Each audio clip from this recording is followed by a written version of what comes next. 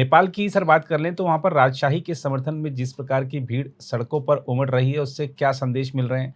क्या भारत के अन्य पड़ोसी देशों की तरह नेपाल में भी सरकार अस्थिर हो सकती है? हमने देखा कि वहाँ भी योगी जी का बिल्कुल, पोस्टर-वोस्टर बिल्कुल। लेके लोग सड़कों पर उतरे हुए हैं कि हिंदू राष्ट्र घोषित करो। नीरज जी देखिए तकरीबन तकरीबन क्या 17 साल पहले जी, मई 2008 जी, उस समय था कि नेपाल जो कि दुनिया का एकमात्र हिंदू राष्ट्र था, जी, वो जो है उसको भंग करके और वहाँ के जो कुछ लोग थे, कुछ पार्टियां थीं जो कई साल तक ये राजशाही को समाप्त करने की कोशिश में थे, जी, उन्होंने उसको कुछ हटा करके और एक अपना सो कॉल्ड सेकुलर उन्होंने देश स्थापित किया 2008 में। जी, और देखिए 2008 से लेकर के कुछ पार्टी उस प्रचंड कुमार दहल थे, बाकी जी, लोग थे जी, इसमें।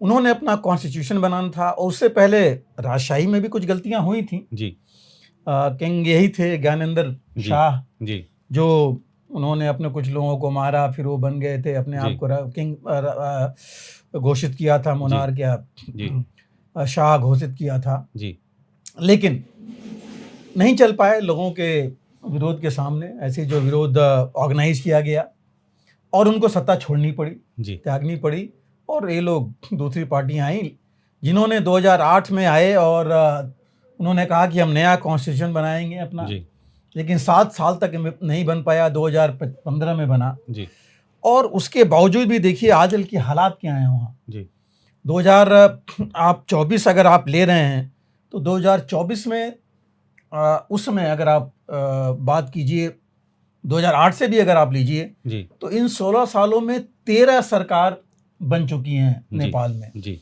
ऐसे देश में आप सोचिए 13 सरकार बनने का मतलब कितनी अस्थिरता है वहाँ पर, जी, किस लेवल तक फॉरेन इंटरफेरेंस हो चुका है, जी, खास करके चीन का, जी, पाकिस्तान का, आईएसआई का। जी, और जो मिलिटेंट ग्रुप्स नेचुरली जब ऐसी ऐसी चीज आती है तो वहाँ आते ही आते हैं। जी, तो ये चीजें हुई हैं और इसके साथ क्या आया, जब 13 सरकार अगर 16 साल में अगर बदलती है जी, तो होता क्या है, अस्थिरता होगी, जी, करप्शन होगा, जी, लोगों को बेसिक बुनियादी चीजें नहीं मिलेंगी जी, और जो नेबर्स हैं उनके साथ रिलेशन ठीक नहीं रहेंगे। जी, तो यही चीज वहां पर हुई और ये लोगों ने जब देखा कि इतनी ज्यादा अस्थिरता है, बगल में जो भारत है जिसके साथ इतने अच्छे संबंध थे जी, वो खराब हो गए, जी, चीन उनको दिखाता रह गया इतनी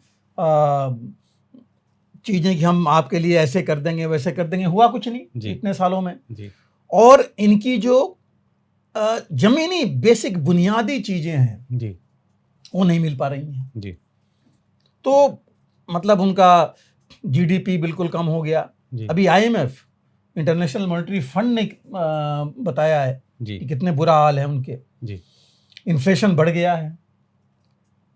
तो ये सब चीजें लेकर के जो बेसिक बुनियादी जरूरतें थी वही नहीं हो पा रही हैं, बाकी तो अलग की बात है। जी, अब अभी जो है, जो पहले, अच्छा दूसरी चीज देखिए, पहले लोग राजशाही को या जो मोनार्क या किंग था जी, उसको एक तरह से देवता मान के चलते थे। जी, ऐसा नहीं कि सिर्फ राजा मान के चल रहे हैं, जी, देवता मान के चलते थे और वो भी वो चीज दिखाता था जी, उनके लिए काम करता था। जी, अब जो आप कह रहे हैं लेटेस्ट यही है कि किंग, ये जो पुराने हैं ज्ञानेंद्र शाह, जी, वो धीरे धीरे देख रहे हैं कि हालत खराब हो रही है, जी, विजिट कर रहे हैं, जा रहे हैं इंटरनल अपने एरियाज में। जी, और वो जो अभी पहुंचे कुछ जगहों पर, और जब एयरपोर्ट आए तो हजारों की तादाद में लोगों ने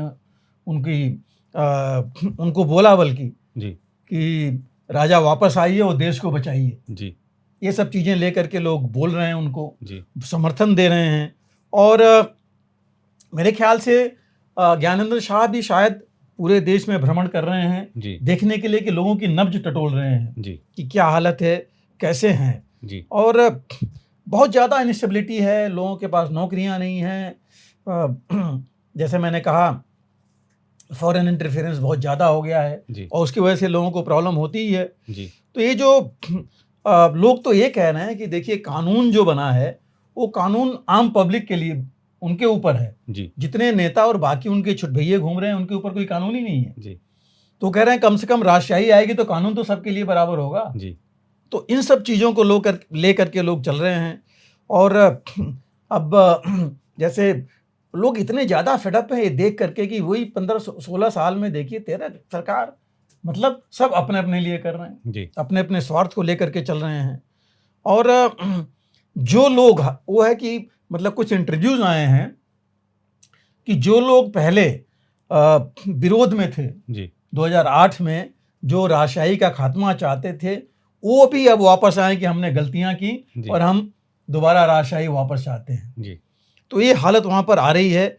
और उन्होंने लोगों ने देखिए देखा है कि बाहर क्या हालत है, जी चाहे चीन का इन्वॉल्वमेंट है, आप देखिए पाकिस्तान का क्या हाल है, जी बांग्लादेश का क्या हाल है, म्यांमार का क्या हाल है। जी और यही जब भारत के साथ है तो सारे शांति से आराम से थे। जी तो ये जो है इनफैक्ट 2023 में कुछ लोग इकट्ठे हुए थे जो यही मांग कर रहे थे जी कि राजशाही फिर वापस आनी चाहिए। जी हालांकि पुलिस ने उनको तितर बितर किया था काठमांडू में।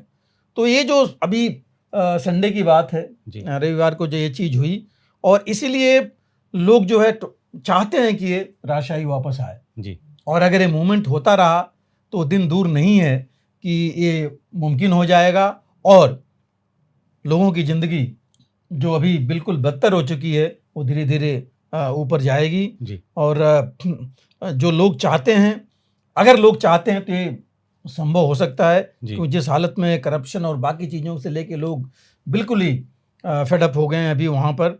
और सब ये चाहते हैं कि कम से कम बेसिक चीज़ें तो मिलें। जी तो ये क्वाइट लाइकली है। जहाँ तक आपने कहा कि योगी आदित्यनाथ का, देखिए योगी तो वैसे भी जी गोरखा लोग योगी को अपना एक तरह से बहुत उनकी इज्जत करते हैं जी और उनको तकरीबन देवता समान मानते हैं। जी तो कोई नई बात नहीं है, ये जी बहुत पुरानी चीज़ है जी वहाँ पर। और एज इट इज़ उनकी काफ़ी फॉलोअर्स हैं जी नेपाल में। जी और योगी तो पॉपुलर हैं ही, जी तो उनकी तो बहुत इज्जत है, समर्थन भी उनका है। जी और लोग चाहेंगे कि योगी यहाँ आएँ और जी उनकी मदद करें। जी और मुझे लगता है कि करेंगे भी, करना भी चाहिए। जी अगर लोग चाहते हैं तो लोगों की, कहते हैं लोग हमेशा कि पब्लिक का तो जो भी है वो सर आँखों पर, तो जी ज़रूर उन लोगों के बीच जाएंगे। लेकिन ज़रूरी है मेरे हिसाब से भी कि देखिए जो हालत हुई है नेपाल की, बद से बदतर हो गई है, जी उसको उठाने के लिए कुछ ना कुछ प्रयोग करने पड़ेंगे। और अगर यही एक प्रयोग है राजशाही वाला, जी हो सकता है कि ये उनकी ज़िंदगी में बदलाव लाए जी और नेपाल और आगे बढ़ेगा और भारत से संबंध भी मजबूत होंगे। अगर आप भी लेना चाहते हैं देश दुनिया की तमाम जानकारी तो आज ही सब्सक्राइब करें हमारे चैनल को। साथ ही नीचे दिए बेल आइकन को जरूर दबाएं ताकि हर अपडेट आप तक पहुंच सके।